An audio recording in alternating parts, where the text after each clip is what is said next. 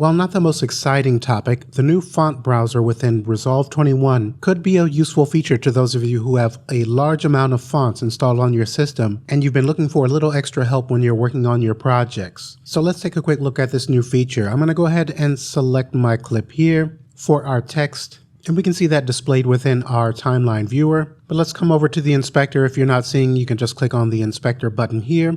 And since we have our text clip selected, we can access its properties.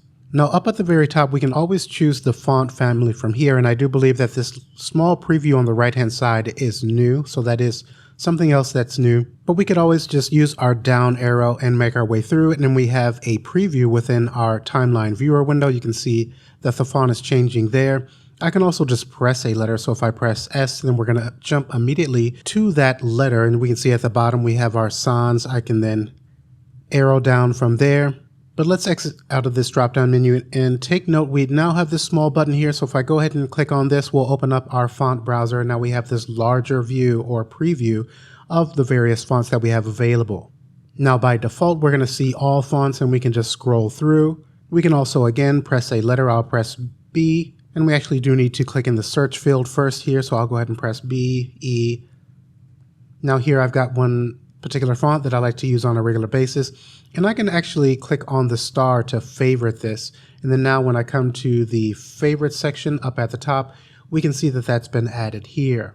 If I were to come back to all fonts, let's clear out our search and we'll favorite this top one. Coming back to our favorite section, again, we now have these two that were recently added. Anytime that we'd like to remove, we can again click on the star and these will be taken out of the favorite section. Let's come back to all fonts, and moving across the top here, we have a slider, and this is just going to adjust the display size of our different fonts.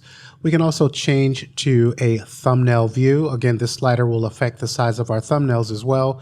We'll switch back to the list view. We've already seen the search. Now next to it, we can change the view or the color of our view within the font browser between black or white and dark gray rather.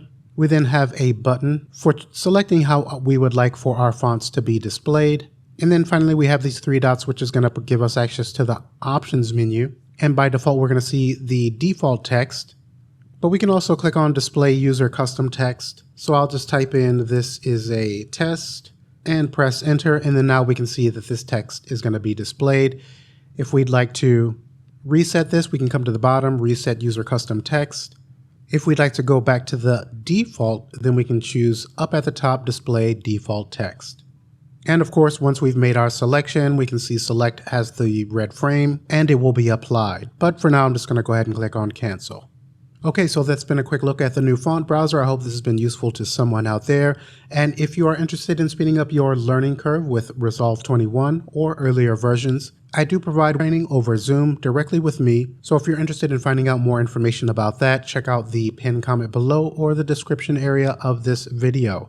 Otherwise, I hope to see you in the next tutorial. Thanks for watching.